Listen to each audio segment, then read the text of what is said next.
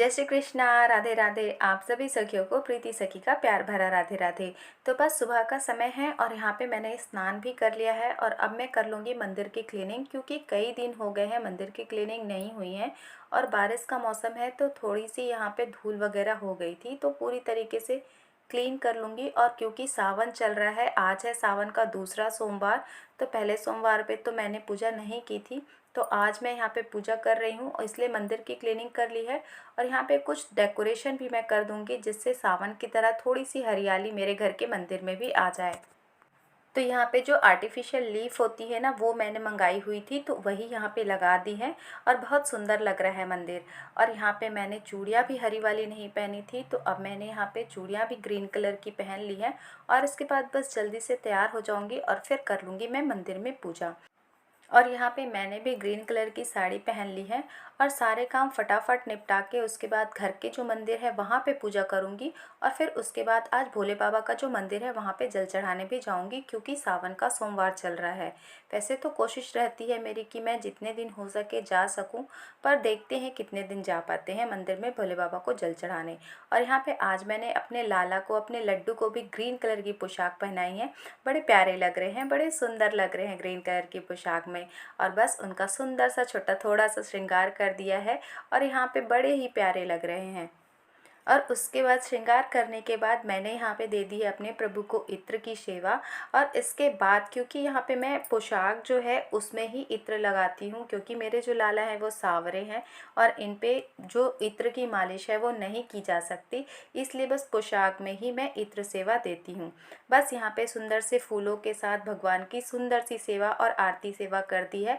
और इसके बाद मंदिर बहुत ही प्यारा लग रहा है और घर में जब पूजा होती है ना, इतनी पॉजिटिविटी आती है, ऐसा लगता है मानो हर रोज़ त्योहार है। अगर आप अपने घर में भगवान की सेवा करते हैं, धूप दीप करते हैं, धूप दिखाते हैं घर में, तो आप महसूस करेंगे कि घर में एक अलग ही पॉजिटिव वाइब है और हर दिन आपको त्योहार के जैसा लगेगा। तो बस यहाँ पे हम मंदिर आ गए थे और हस्बैंड के साथ ही मंदिर गई थी मैं, और यहाँ पे भोले बाबा की पूजा भी कर ली हमने। बहुत अच्छा लगा, बहुत अच्छे से पूजा वगैरह हो गई।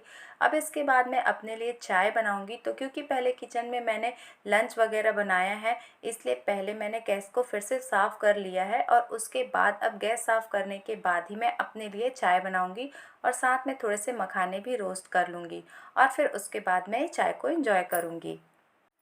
अब कुछ लोगों का ये भी कहना होता है कि हम नाम जाप तो करते हैं, पर क्या नाम जाप करने से हमें क्या फ़ायदा होगा, क्या इससे हमारा समय बदलेगा।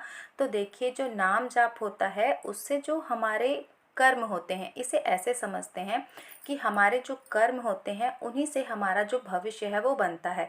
अगर हमने पिछले जन्म में अच्छे कर्म किए हैं तो हमें वो अच्छे फल मिलेंगे, हमें धन दौलत मिलेगी, सुख आराम मिलेगा, अच्छे रिश्तेदार मिलेंगे, सारी चीज़ें अच्छी मिलेंगी। लेकिन अगर हो सकता है कि हमसे पिछले जन्म में कुछ अच्छे काम ना हुए हों, इसलिए हमें तकलीफ़ मिलेगी, हमारा कोई काम नहीं बनेगा या कोई काम अटक के होगा या कोई परेशानी आएगी। तो जब हम नाम जाप करते हैं तो हमारे जो पिछले जन्म के जो गलत कर्म होते हैं वो कट रहे होते हैं, जो पाप होता है हमारा पिछले समय का वो कट रहा होता है। और जैसे ही वो कटता है हमारा पुण्य बढ़ता है। जब हम नाम जाप करते हैं तो हमारे पुण्य बढ़ते हैं। तो जैसे ही वो बैलेंस होती है, दोनों चीज़ें बराबर होती है, हमारा समय बदलना शुरू हो जाता है। तो इस तरीके से नाम जाप काफ़ी ज़्यादा असर करता है और हमारी ज़िंदगी में काफ़ी ज़्यादा बदलाव हमको देखने को मिलते हैं। तो इसलिए नाम जाप ज़रूर करिए, क्योंकि कहते भी हैं ना कि भगवान से बड़ा भगवान का नाम होता है। तो नाम जाप आप ज़रूर करिए, इसमें बहुत ज़्यादा शक्ति है, आपको बहुत ज़्यादा अपने अंदर भक्ति देखने को मिलेगी, बहुत बदलाव देखने को मिलेंगे। और चाय पी लेने के बाद मैंने अपने पैरों में आलता भी लगाया, नेल पेंट भी लगाया। और कहते हैं कि सावन के महीने में हमेशा हमें 16 श्रृंगार करके रहना चाहिए, तो 16 तो नहीं, पर व्रत वाले दिन कुछ थोड़े बहुत तो कर ही सकते हैं। और यहाँ पे जो सब्जियां हैं उसे भी मैंने धोकर रख दिया था, तो सूख गई हैं, इनका पानी अच्छे से सूख गया है। अब इन्हें वापस से फ्रिज में लगा दूंगी। और जो सब्जियां हैं उन्हें धो कर रखो तो ज़्यादा बेहतर है, साफ़ भी रहती हैं और काम जब हमें कुकिंग करनी है तो हमारा काम भी काफ़ी आसान हो जाता है। और इस तरीके से जो हरी हरी हरी मिर्च है और जो अदरक है उन्हें अलग अलग धो के सेपरेट रखती हूँ मैं, ताकि चीज़ें मिक्स ना हो और आसानी से मिल जाएं। तो यहाँ पे इन सारी चीज़ों को जमा के वापस से फ्रिज में लगा दूँगी।